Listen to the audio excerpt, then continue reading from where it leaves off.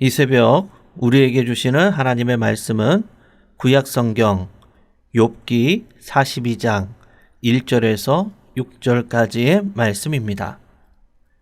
제가 보는 성경으로 구약 803쪽입니다. 욥기 42장 1절에서 6절까지의 말씀을 제가 봉독하겠습니다. 욥이 여호와께 대답하여 이르되 주께서는 못하실 일이 없사오며 무슨 계획이든지 못 이루실 것이 없는 줄 아오니 무지한 말로 이치를 가리는 자가 누구이니이까. 나는 깨닫지도 못한 일을 말하였고 스스로 알 수도 없고 헤아리기도 어려운 일을 말하였나이다. 내가 말하겠사오니 주는 들으시고 내가 주께 묻겠사오니 주여 내게 알게 하옵소서. 내가 주께 대하여 귀로 듣기만 하였사오나 이제는 눈으로 주를 배옵나이다. 그러므로 내가 스스로 거두어 드리고 티끌과 제 가운데에서 회개하나이다. 아멘. 오늘 본문을 중심으로 새로운 깨달음이라는 제목으로 함께 말씀을 나누겠습니다.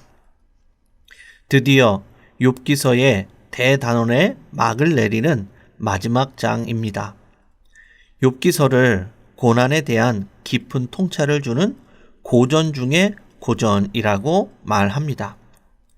왜냐하면 욥기서는 고난에 대해서 섣불리 답하지 않고 복잡하고 정답이 없는 인생에 대해 섣불리 아는 척하지 않기 때문입니다.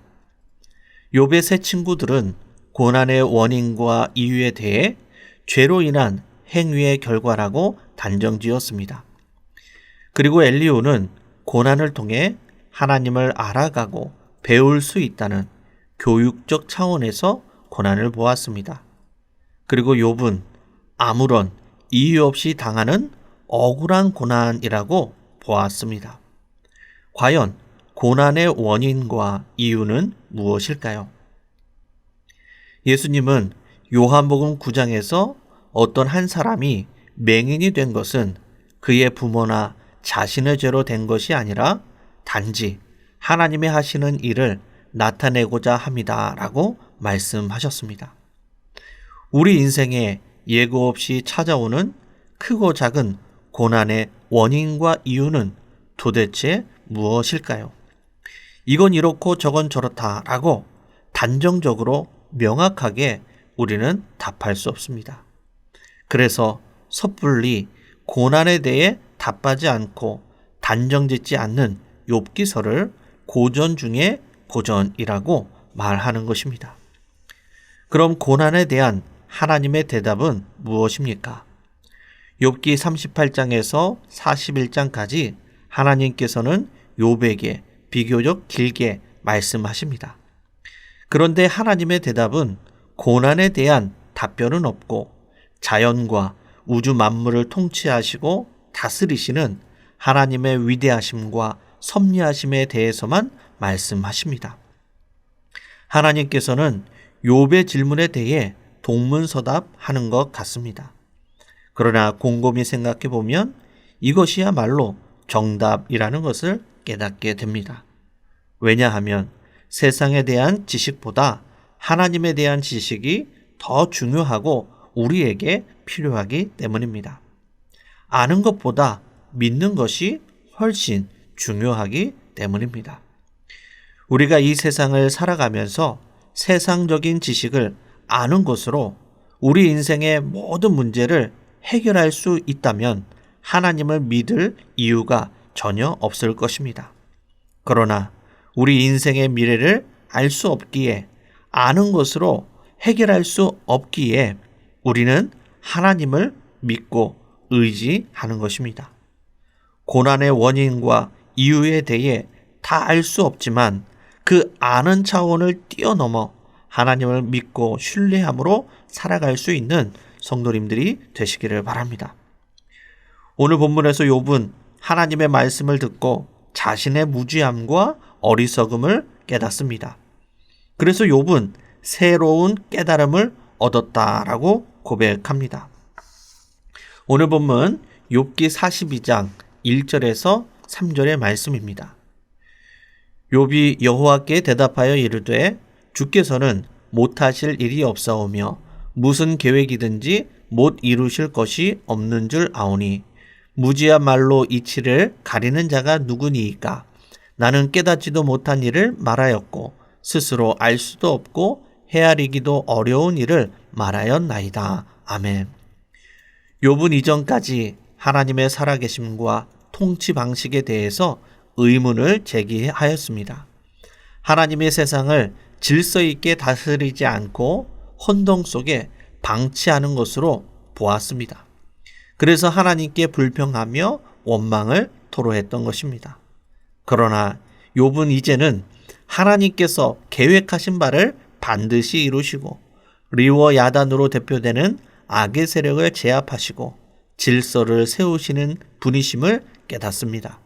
그리고 욥은 자신이 제대로 알지도 못하고 말을 했다고 하면서 자신의 무지와 부족함을 인정하며 하나님 앞에 고백하는 것입니다. 새로운 깨달음을 얻고 한 단계 더 성숙하기 위해서는 자신의 무지와 어리석음을 인정할 줄 알아야 합니다. 예수님을 만난 사람들은 하나같이 자신이 얼마나 큰 죄인인지를 깨달았습니다.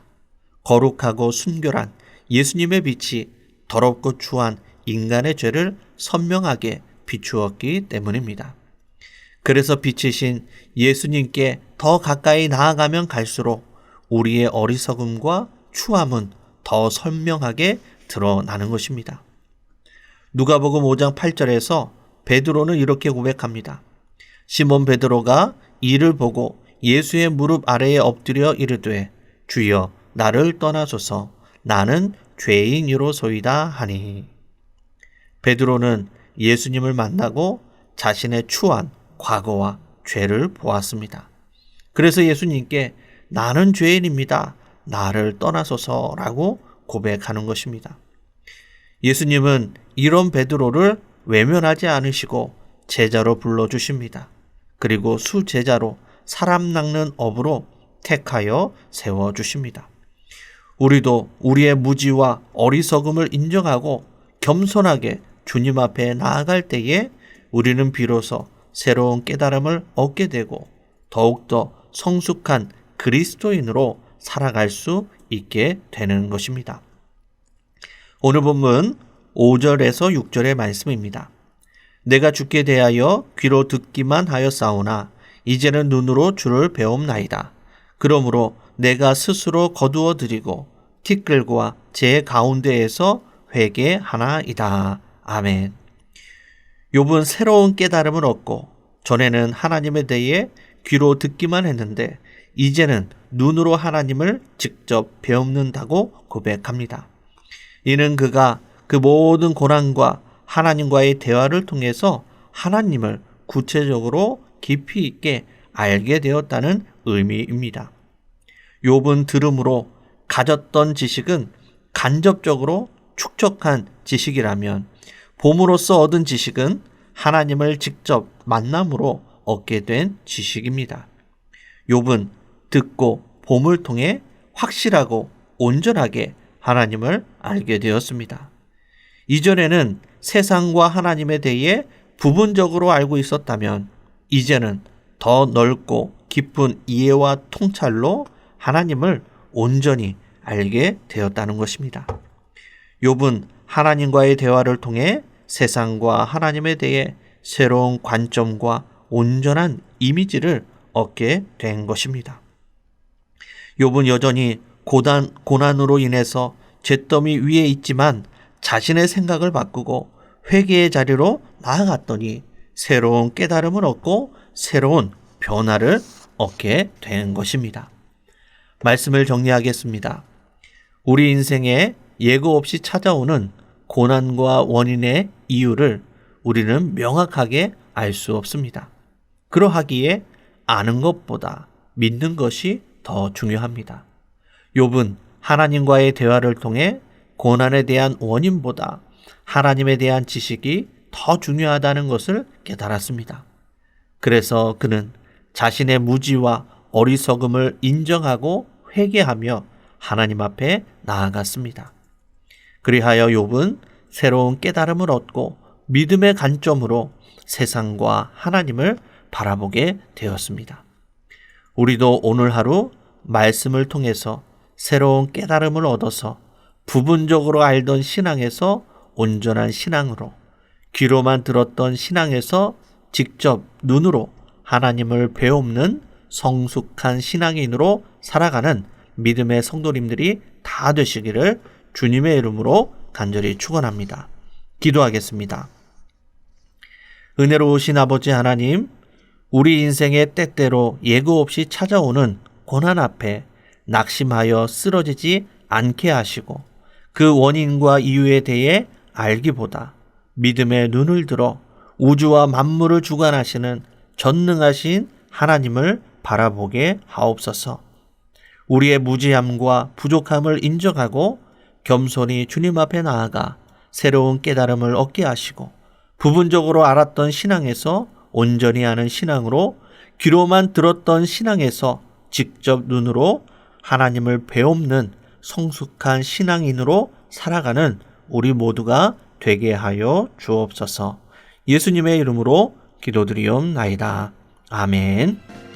생명의 말씀으로 나를 채우사 주의 길 예비케 하소서.